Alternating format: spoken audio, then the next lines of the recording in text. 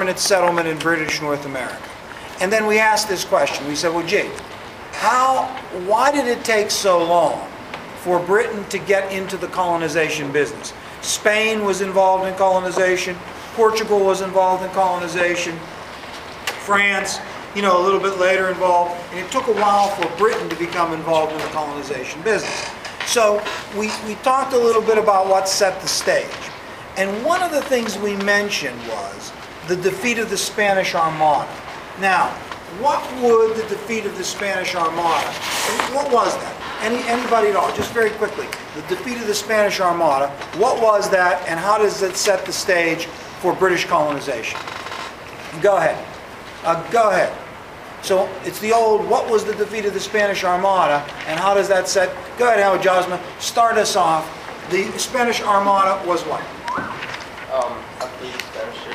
Fleet of Spanish ship that sailed into the English Channel. And the purpose of them sailing into the English Channel was to do what? What did they...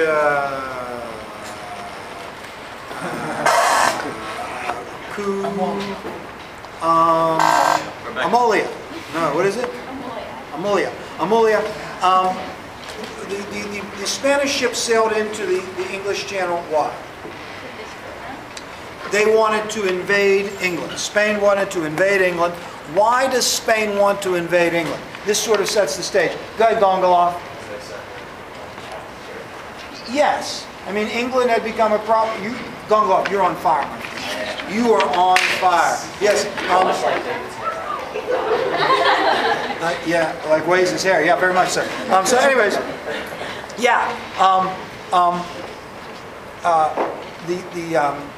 The British had become Protestants, right? The English were Protestants. The Spanish were Catholics.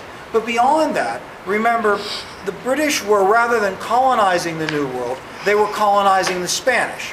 They were raiding their shipping, harassing stealing their gold that was being shipped across the ocean, the pirates, Sir Francis Drake. And so Spain had it, and they decided to sort of settle it once and for all by invading England, which failed. And this is in 1588. This sets the stage, we said, for British colonization.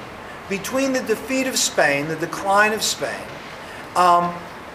England sort of settling its religious differences within the country, firmly embracing Protestantism, a sense of nationalism under a powerful Queen Elizabeth, England now is ready to colonize.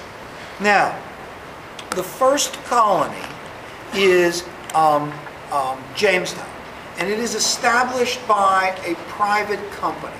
Now, we said that the company was called the Virginia Company, and it was a joint stock company. Now, Taylor, tell the kids, when we say a joint stock company, what do we mean by that? It's when people put investments into the company for return profit. So what you are saying to me, dear Taylor, is if it is a joint stock company, there were numerous investors that contributed money to the company. Now, if numerous investors contributed money to the company, what did they hope to gain from that? I mean, it's a kind of a simple response, but what did they hope to gain? Go ahead, Sandish, right? Yeah. What did they hope to gain? Well, more specifically, money, right? Yes. Well, profits, right? I mean, money or profits, correct. But we want to say that they invested in this in order to get profits. So they hope to make profits through colonization.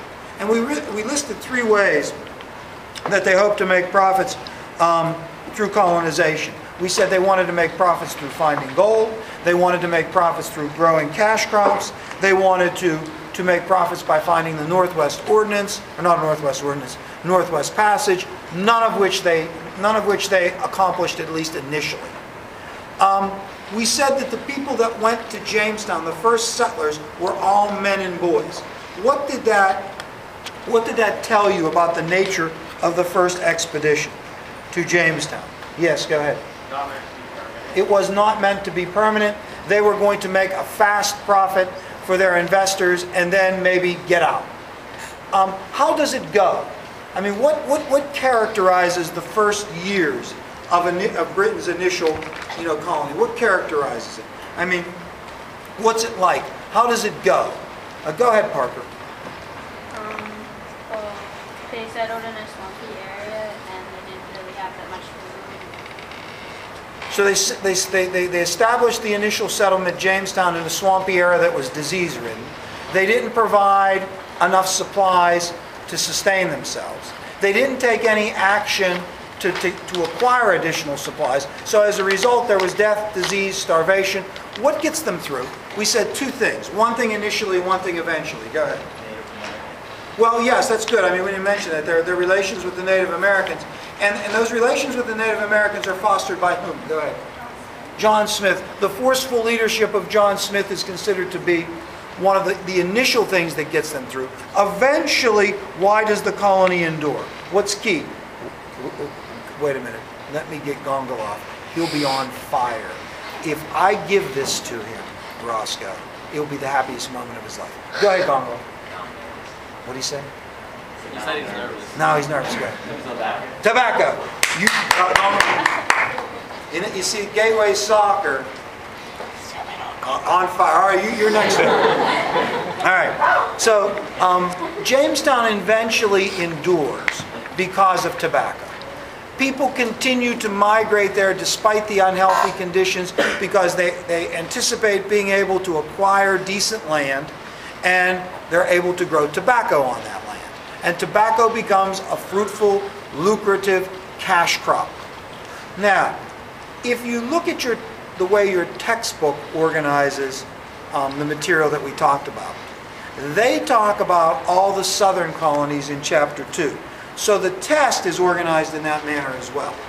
So we didn't do that in class, but we're going to do that on the test. So when we review, we're going to move now to Maryland. What was the significant difference between Virginia and Maryland? I mean, they were very similar. Go ahead, Kendrick. Pardon me?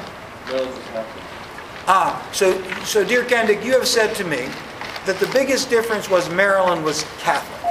Now, Micah or Sean, please call 5742. Micah or Sean, please call 5742. it seems to me that there needs to be a little further explanation, because it's kind of hard for kind of a political entity to be a religion. You know, Maryland was a colony and it was Catholic.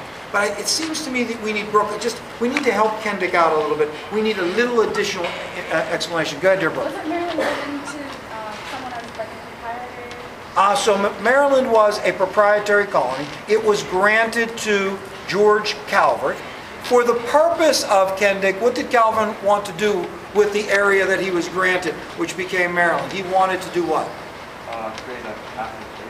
Create a place where British Catholics could go and practice their religion freely. So hence, Maryland was created, or at least one of the motives that Calvert had in the creation of Maryland was a place where British Catholics could practice their faith freely. Now, does that influence the colony? Yes, it does, Mulcairn.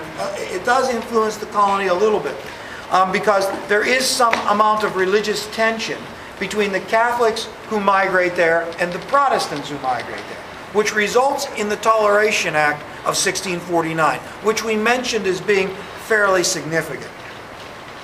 Beyond the differences in motivation, and beyond the fact that Maryland was a proprietary colony and Virginia was a joint stock company, Maryland and Virginia were similar in what regard, dear Roscoe? They grew tobacco in Maryland, and they grew, they grew in both. Yes, they both were tobacco plantation-based economies. And collectively they are known as the Chesapeake region, right? The area in and about the Chesapeake Bay.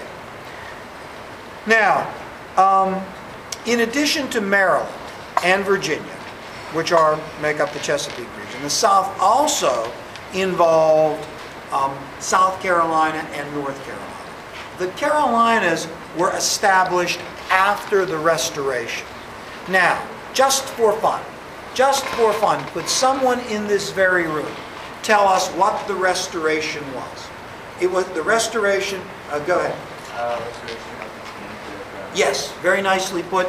The Restoration was the restoration of the king to the throne. Now, where did the king go that he had to be restored to the throne? Where did he go?